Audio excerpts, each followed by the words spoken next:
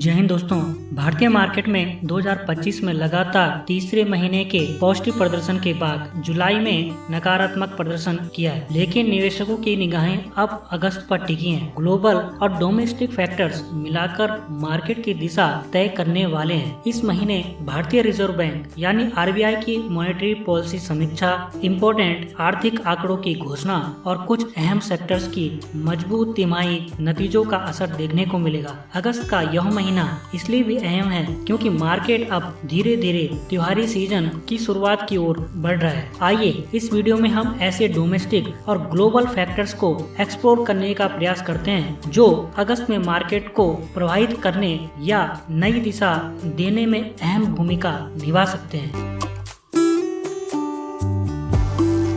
Number 1, US Fed meeting. 30 जुलाई को अमेरिकी federal reserve ने अपनी प्रमुख ब्याज दरों को 5वीं बार बिना बदलाव के 4.25% से 4.50% के दायरे में बनाए रखा। यूएस प्रेसिडेंट डोनाल्ड ट्रंप और उनकी टीम के लगातार दबाव के बावजूद फेड ने सितंबर में दरों में कटौती का कोई संकेत नहीं दिया। फेड दो प्रमुख लक्ष्यों के बीच संतुलन बनाए रखने की कोशिश कर रहा है: अधिकतम रोजगार और स्थिर महंगाई। हाल के सप्ताह में अर्थव्यवस्था और जॉब मार्केट की धीमी रफ्तार में दरों में कटौती की संभावनाओं को मजबूती दी है, लेकिन जून से ट्रंप द्वारा लगाए गए टैरिफ से महंगाई बढ़ने शुरू हो गई है और एक्सपर्ट का मानना है कि इसका असर आने वाले महीनों में और तेज होगा। आरबीआई की मॉनेटरी पॉलिसी बैठक 5 से 7 अगस्त को होने वाली आरबीआई पीएमसी बैठक मार्केट के लिए सबसे अहम इवेंट है। जून में आरबीआई ने 50 बीपीएस की कटौती की थी, लेकिन इस बार दरों में बदलाव की संभावना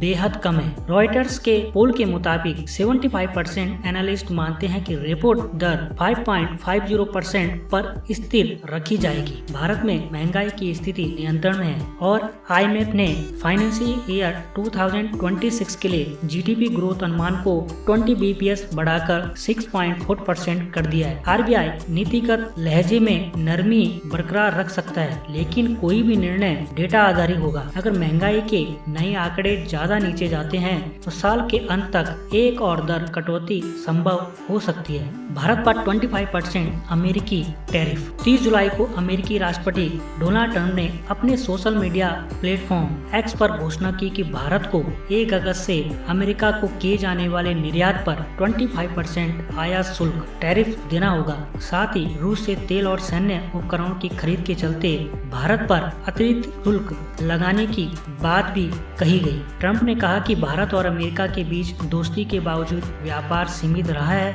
और अब इसे बदलना चाहते हैं। उनके इस फैसले से भारत के कई सेक्टर्स को झटका लग सकता है। आइए जानते हैं किन सेक्टर को सबसे अधिक नुकसान हो सकता है। फार्मास्यूटिकल्स। फाइनेंशियल ईयर 2024 में अमेरिका को भारत का फार्मा निर्यात $8.1 बिलियन से बढ़ाकर फाइनेंशियल ईयर 25 में $9.8 बिलियन हो गया, जो कुल फार्मा एक्सपोर्ट का 40% है। इसलिए ट्रंप के नई टैरिफ संकट का सेक्टर पर दबाव बढ़ सकता है। टेक्सटाइल। भारत के टेक्सटाइल निर्यात का 28% हिस्सा अमेरिका को जाता है, जिससे खासतौर पर कॉटन और रेडीमेड गारमेंट्स पर असर पड़ेगा। Auto parts. भारत ने फाइनेंशियल ईयर 2024 में अमेरिका को $2.2 बिलियन के ऑटो कंपोनेंट्स भेजे, जो कुल ऑटो पार्ट्स एक्सपोर्ट का 29.1% है। टैरिफ बढ़ने से लागत बढ़ेगी और ऑर्डर घट सकते हैं, लेकिन पैसेंजर कार एक्सपोर्ट पर ज्यादा असर नहीं होगा क्योंकि यह कुल एक्सपोर्ट का केवल 0.13% है। Solar equipment. भारत के कुल फोटोवोल्टिक यानी पीवी एक्सपोर्ट का अमेरिका को फाइनेंशियल ईयर 2023 में 97% और 2024 में 99% का निर्यात हुआ। टैरिफ का सीधा असर भारत की सोलर मैन्युफैक्चरिंग कंपनियों पर पड़ सकता है। स्टील और एल्यूमिनियम। फाइनेंशियल ईयर 2025 में भारत से अमेरिका को $6.2 बिलियन का स्टील और $0.86 बिलियन का एल्यूमिनियम और इसके प्रोडक्ट्स एक्सपोर्ट हुए। ये सेक्टर अमेरिका में प्रतिस्पर्धी प्राइस और क्वालिटी के चलते बढ़ रहे थे, लेकिन अब उच्च टैरिफ के कारण सुरक्षा और डंपिंग के आरोपों से बाधा आ सकती है। IT services. आरबीआई के अनुसार भारत की 54% सॉफ्टवेयर सर्विसेज अमेरिका को जाती हैं। हालांकि टैरिफ फिजिकल गुड्स पर है, लेकिन तनाव बढ़ने पर IT सेक्टर पर भी अप्रत्यक्ष प्रभाव हो सकता है। फाइनेंशियल ईयर 2025 के क्वार्टर 1 में इन सेक्टरों में दिखाई दमदार बढ़त। फाइनेंशियल ईयर 2025 के क्वार्टर फर्स्ट में pharma, telecom, organised retail, aluminium और एविएशन जैसे सेक्टर में बेहतरीन प्रदर्शन किया है। क्रिसिल के मुताबिक फार्मास्यूटिकल सेक्टर की रेवेन्यू वृद्धि सालाना आधार पर 9 से 11% रही, जो पिछले 10 तिमाहियों में कॉर्पोरेट इंडिया की औसत वृद्धि से भी अधिक है। इसकी वजह मजबूत निर्यात डिमांड और डोमेस्टिक मार्केट में स्थिरता रही। टेलीकॉम सर्विसेज अप्रॉक्स 12% की सालाना ग्रोथ से बढ़ सकता है, जो बेहतर डाटा कंजप्शन और स्थिर ARPU यानी प्रति यूजर औसत रेवेन्यू का परिणाम होगा। वहीं एल्यूमिनियम सेक्टर ने तिमाही के दौरान 23% की उल्लेखनीय वृद्धि दिखा सकता है, जो प्राइस में सुधार और निर्यात बढ़ने से संभव होगा। अगस्त में ध्यान